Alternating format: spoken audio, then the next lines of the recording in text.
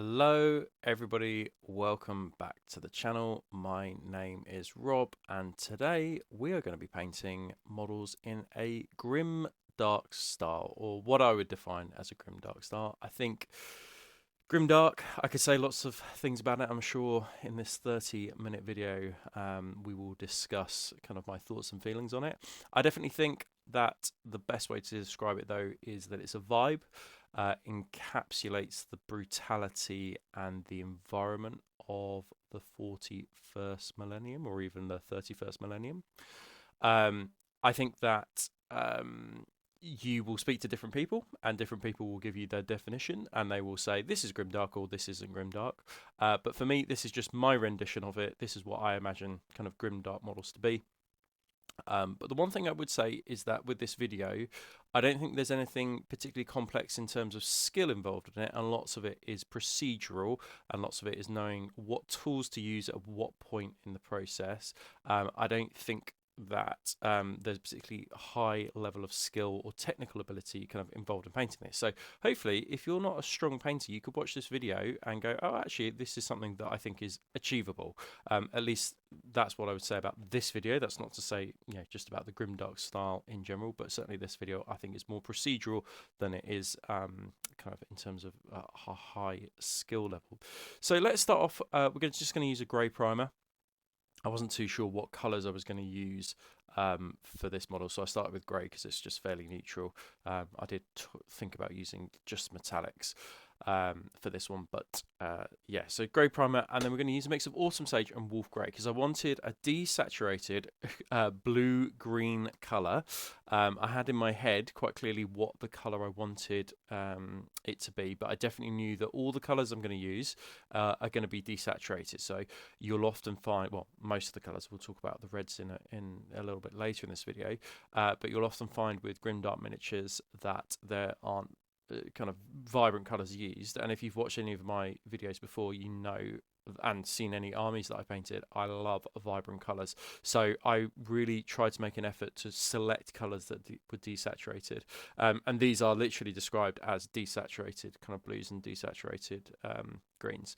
So it felt like a good choice. But I wanted a greeny blue, so I mixed the two together, and it came out with this really gorgeous colour that I think you could use for Alpha Legion. Actually, if you're going to do a matte Alpha Legion, you can use this. So mossy green and frost blue as our highlight. This is going to be like our top highlight. So we will shade this down just a little bit, but this is as bright as it goes. When it goes on, it looks almost like it's white, and you might think, oh, I'll just use white instead. It's not. Like, once you have it in the hand, once it's all weathered, it's quite clearly a very pale desaturated green blue. But when it went on, I was like, ooh, could I have just used white instead? But no, I think that once it's all dried, because these paints do have they do dry a little bit darker than what they do when they go down, like all paints. Yeah, so it's just bear that one in mind. I think that this was the appropriate color to kind of like highlight it with, and this was just mixing like the triads together as well, so just creating a blue green. And then what I did basically was just sketch out some highlights just to make the model quite dynamic. Now this is a massively dynamic model anyway, just because of its pose, its stance, the feel and look of it. But sketching out a few highlights I think really helps. So I'm not completely moving away from what I would usually do. What I'm hoping to do is just combine kind of like grimdark techniques, or some grimdark techniques, and trying to mishmash it with my own style, and hopefully it still kind of looks good, it's still readable, still looks dynamic, but yeah, gives that grimdark vibe. But at this point I did feel I probably needed to deepen the shadows a little bit more, and that's exactly what I did. So I took those desaturated greens and blues, night sky and evergreen fog, and then combine them together and thin them with an awful lot of thinner. This I guess would be a glaze or a wash consistency. You can see how thin it is in the cup there, and basically just from underneath I just sprayed, particularly around the cloth elements, just to darken that all down, and down at the bottom of the shoulders as well. and on the side of the model as well, just to add shadows to it. So basically we're using this flexible triad, but we're using a combination of two flexible triads together, mixing them together to create a desaturated blue-green. But I think the color that was created looks really nice. Like, I often with these videos, I just play around with colors, and I don't often practice it beforehand. I have a vague suspicion of what it will be, having used them an awful lot, the Fanatic range. But with this one, this was really just, you know, a lot of experimentation. But I think that in the end it worked quite well. You know, it would be cool, I think, actually to do like a Space Marine chapter with these colors. I think that it would look really, really nice, or even a whole Sisters of Battle kind of like army, Adeptus Sororitas army with these. But yeah, I think it looks really, really good. And then you'll notice as well that the armor color is the same as the cloth color. That was just an active choice. I didn't worry about it too much. I didn't think, oh, I'm gonna use a contrasting color for the cloth. I just knew that I just wanted the palette, you know, the colors that I used to be mega simple. Like, actually the colors that we're going to use on this there aren't that many in terms of different colors that we're using. So, and I made that active choice. I think you could say, well, why is the armor color the same as the cloth color? Well, yeah, I'm sure there's lots of times in the 41st millennium where cloth is the same color as the armor. Yeah, red armor, red cloth. I don't know, right? I don't think you need to worry about it too much. I still think it looks good no matter what. But what we just need to avoid is adding chipping to the cloth in the way that we would with the armor, because that I think would be unrealistic. You know, you're not going to have chipping, worn chipping on the cloth, right? So you'll see a little bit that I just try and avoid chipping the tabard. So we're going to use Brigadine Brown. This is one that I come to all the time, and I'm going to use a little bit of sponge, kind of held in place with some tweezers, because exactly the reason why I said I need to be a bit more controlled with this, because I've got to try and avoid the tabard and the cloth on this.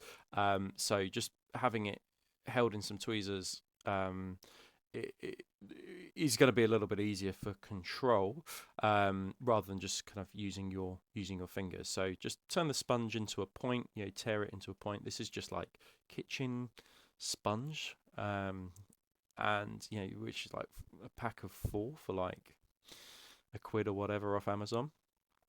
And I just tear it up, and this will last you ages. But it's quite a close knit sponge. It's not like something that you would get in your bathroom or whatever. Okay, so Grim Black speed paint. Again, if you've watched any of my videos before, this is one that I always come back to. I use it all the time. Great for like bolter casings. And the reason why I like it, particularly for something like this, where I don't think we need a high level of technical skill or ability. We're not doing heavy metal style edge highlighting in this video, but the reason why I like it, particularly over like this kind of pale blue green color, is because it just shows up all the edges. So it does render the shape for us quite nicely, and once we've used like oils over the top of it, it will just, it will knock everything back, but it just highlights the edges for us. I mean, that's the benefit of speed paints, isn't it? That it just highlights those edges for us. So particularly on blocky shapes like this, it is perfect. But I also did a number of other black elements, so like the handles and things like that. She uses to control this war machine glaive thing.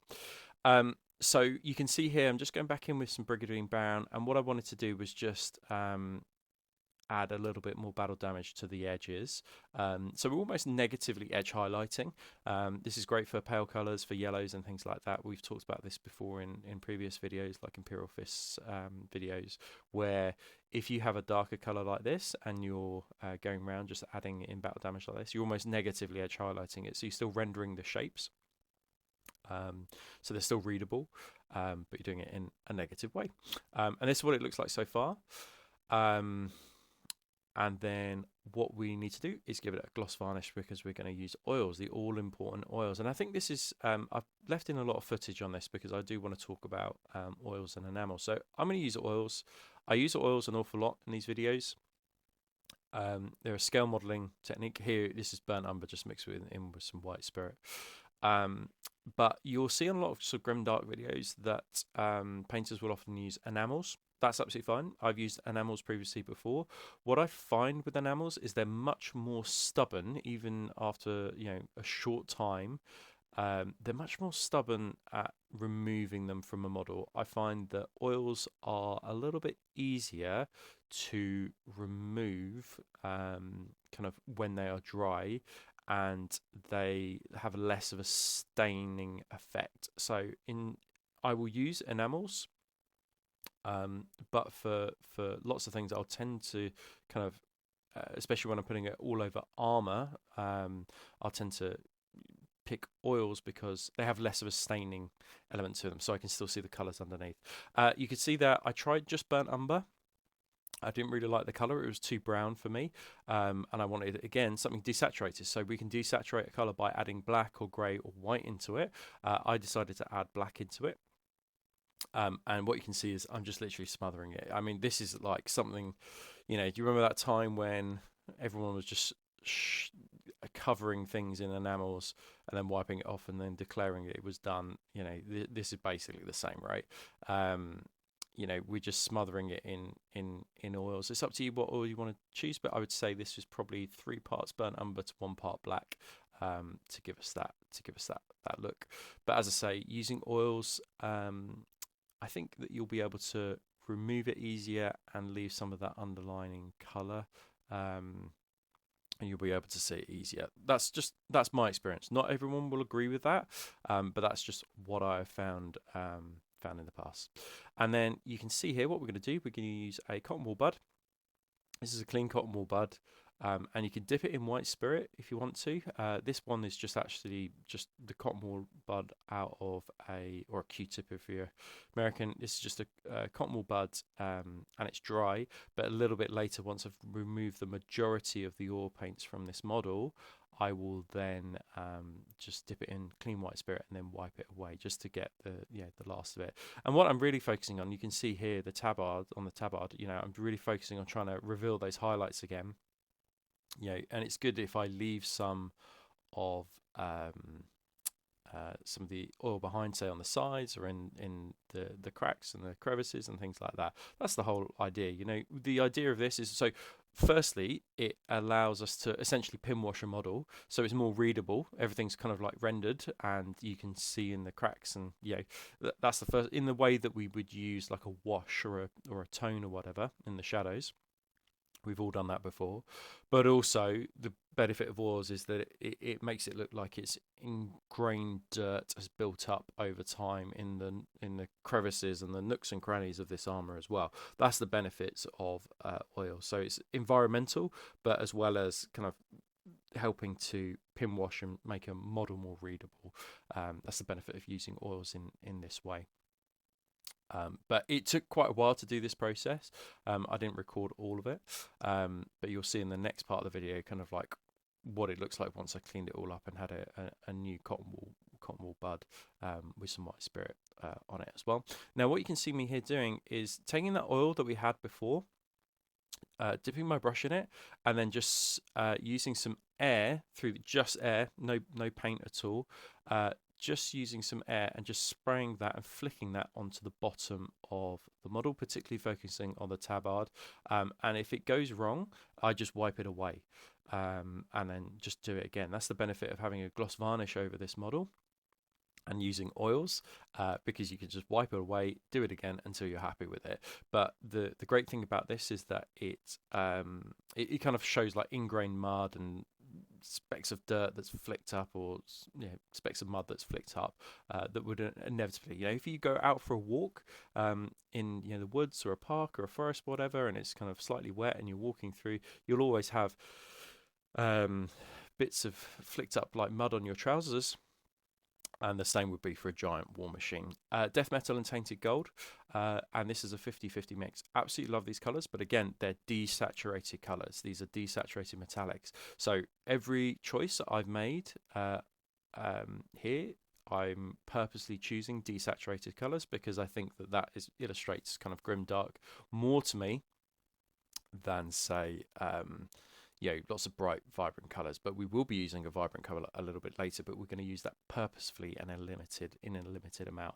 But the combination of these two is really, really lovely. Like, yeah, this is a really lush color combination. You could always, if you wanted to, just use a base layer of that darker gold, that death metal color, but because we're going to add patina, a verdigris effect to these metallics, I actually don't think it's necessary to kind of like build it up in layers, and I don't think it's necessary to like do a highlight, and I don't think it's necessary to do a wash. Essentially, the patina effect is the wash.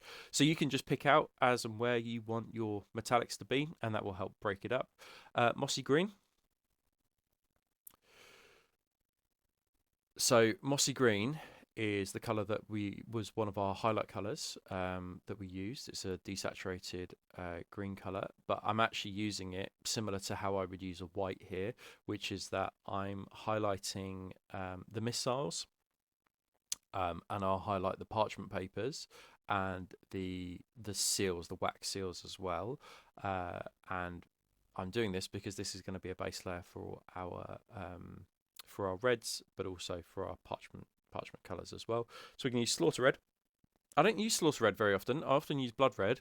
I saw somebody online the other day, they were kind of experimenting with Thousand Suns colors, and they were showing off kind of like their Slaughter Red, Blood Red comparison. I was like, oh, Slaughter Red is actually a really nice color, and I haven't used it too much in video, so I'm going to use it here. And that's exactly what I did.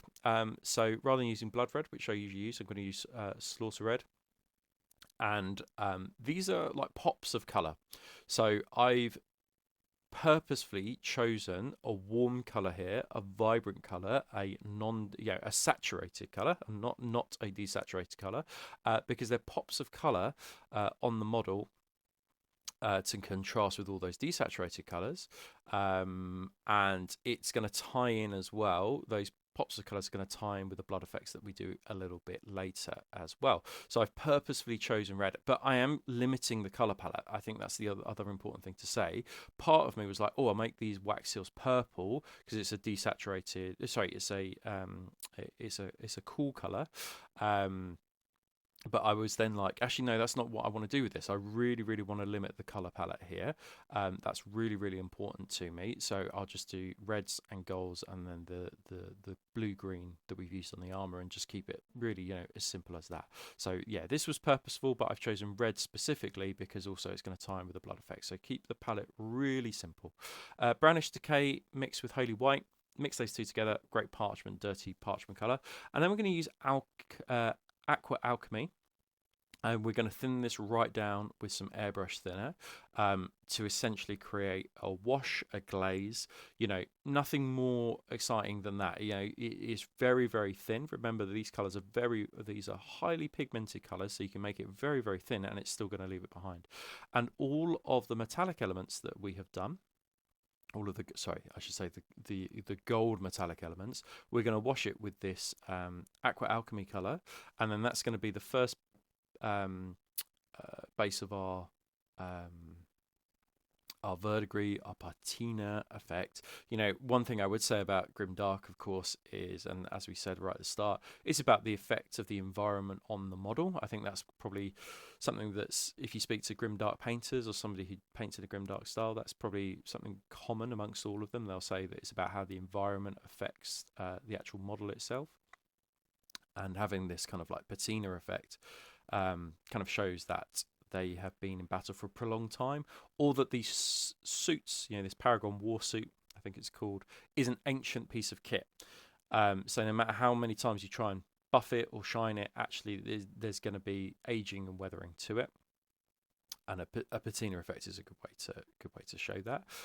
But you can see the combination of that Tainted Gold and that death metal combined with the this verdigris, this Aqua Alchemy, it looks really, really nice. Now we will be adding some more verdigris to this with a technical paint, with an actual kind of their Verdigris technical paint. Army Painter's Verdigris technical paint, but I just wanted something darker first as a base, and then that technical paint that we can, or effects paint, sorry, excuse me, the effects paint, we can then use to kind of build up in particular places, just to show where that patina has built up. So yeah, so add this all over those gold metallic areas, but yeah, I think it's a lovely combination. So here you go. So here's the Verdigris effect paint, and again, this is very, very thick, and so it needs to be thinned right down with some, and I just used airbrush thinner, and you can see me here being really careful, just building up in areas that I think that it will build up in. Think about where rain water would hit and would fall. That's probably going to be where the patina is kind of built up most. So it's essentially where oxidization is going to be on this color. So yeah, just be a little bit circumspect with this. You don't need to drench it in this in the Verdigris effects paint. The writing is such a good example. You just want it in the areas where the writing is, where the wings are, but not all over as we use with the Aqua Alchemy. But yeah, so far it's looking pretty good, pretty frightening, but pretty. I think this is a great step for kind of like, I guess, making it grimdark in inverted commas, right? For me, I felt like I was on the right course, the right direction, once I had done this part. So we're going to use gunmetal next, and this is really simple. All we're going to do is just base coat any kind of areas that we want to be this gunmetal color. And again, I kept it simple just by going, okay, the wires, the ammo feed, the front of the bolter, those are all going to be metallic, or this the silver metallic color, and then that's it. Like, you don't need to overthink this at all. It can be fairly basic, and again, it's a very limited color palette. Silver's it's essentially a grey, isn't it? And so it's all just very limited. And we're going to use strong tone for our wash, and I think the benefit of using, say, strong tone here over a black is that it gives it like an oily appearance. So I often think with like wires, with cables, things that move, they are functional, whereas lots of the things we've just applied Verdigris on are decorative. Lots of these things that are functional are probably going to be polished, on a daily basis. They're going to be lubed up on a daily basis. They're going to have grease on them on a daily basis, so it's unlikely that you would have, say, rust build up on them. But the benefit of using strong tone is that it gives a really nice oily appearance, like it's an oily wash, and I think that that's why I've chosen it here. So you might be thinking, okay, well, he's used a lot of like patina, but he's not used any rust. That's the reason why I want these to be functional. Okay, so a word on the base. So I did the base with those three colors that you just saw there. So they were all air paint. So the first one was Magnolia Brown, and then Oak Brown, and then Charred Bone. And what you can see I've done here in the video now is basically I did the Magnolia all over the base with an airbrush, and that was great because it would hit the feet, and then it would kind of give like a little bit of a dusting on the feet, so that was good. Then as I went into the center of the model, I then did Oak Brown, and in the very center I then added Charred Brown to it. And I thought I was being clever at this point because I was like, oh, this is good. So what this does is it illuminates the model. I've highlighted it. And what I'll do is use some like weathering powders in the cracks of this kind of like ruined temple base that I've created with one of those rollers. And I was like, oh yeah, I'm very, very, very clever here. This is this is Grimdark. And then basically it just completely didn't matter because by the time that I used like weathering powders, all this was just completely lost. So I wouldn't worry too much about adding Oak Brown and Charred Bone to your model, or to the base. I would just stick with Magnolia Brown, and then just give that a dusting over the whole base and give that a dusting over the feet. Just again, be careful. You don't need to absolutely drench the feet in Magnolia Brown. but I think it's unnecessary to do what I did, adding in the oak brown and the charred bone, because by the time you've added weathering powders, it's gone. The benefit, of course, of doing like a almost like a spotlight in this way on a base is that it draws attention and draws your eye up to the model, or it literally spotlights it. So you'll see on some of the Forge World Custodes and the Games Workshop Custodes, that's what they've done with weathering powders, and it really draws your attention up towards the model. And they've used lighter weathering powders to do it. I tried doing it with an airbrush thinking, oh, this will look good. However, in reality, it just gets completely lost with the weathering powder, so don't bother. But I wanted to include it because actually, you know, even though I paint for a living, this is my job, I make mistakes. So I wanted to show that. Fresh mud, grey ash. These are Forge World weathering powders and are no longer in existence. So you can find some dark brown and grey weathering powders from whatever company does them that you think is your preference. I'm sure you've got some in your house that you would tend to use, and I'm going to mix these with just some water, not white spirit for this, just some water. And again, I've gone for desaturated colors, so I haven't gone for like reds and I haven't gone for like sandy colors. I've gone specifically for, you know, almost like black, grey, not particularly like it, almost very similar colors to the color palette that we're already using, because I didn't want huge amounts of contrast on the base. Like that's the other thing with this. Yeah, apart from those dots of reds that we've used, I really did not want huge amounts of contrast on this model, and that includes the base as well. You know, you want it looking, you know, similar palette, and a limited palette. You know, we've talked about that all throughout this video. Anyway, so we apply this all over the base, and then you'll see in a moment that you'll see here actually, what I'm doing is I'm just adding in some more grey ash into that mix and into the center of the base in particular, just to see if I could lighten up with weathering powders. In reality, it didn't matter because it's just basically a mess of weathering powders when I've done it. The benefit of using water is though that they are fixed in place, so I don't need to worry about sealing it. And then you can see here, I'm just drying it with a hairdryer on a medium heat. Please be careful if you're doing this model, and please be careful about using a hairdryer and that spear, because it will bend if you do it too hot, and then you won't be able to bend it back because it's not resin, it's plastic. So just bear that one in mind. But as you can see, like it was the idea that I was going for was just totally lost by the time that I'd used the weathering powders. Despite that, I still think it looks pretty cool. Like I really like it, but yeah. It's important to learn from mistakes and learn from my mistakes so you don't make mistakes as well. But yeah, it's looking good. It's looking, you know, it's probably met my expectations, but I think it was kind of like, yeah, this is looking good so far. I did the base rim next, and this is just using Army Painter's matte black, and you can see, but it's just one coat matte black, right? It's super pigmented, just a little bit of water just to get it a bit, you know, just to thin it. But it's, somebody asked me actually, oh, what black are you using? It's using, yeah, it looks really it's just like one coat. Yeah, always the Army Painter matte black on these base rims. Like it is dreamy. But you could probably do this bit at the very end, because I do use some blood effects. Now, I didn't get those blood effects on the base rim, but you know, having a think about it now, I'd probably say, oh, it's probably worth doing this at the very end.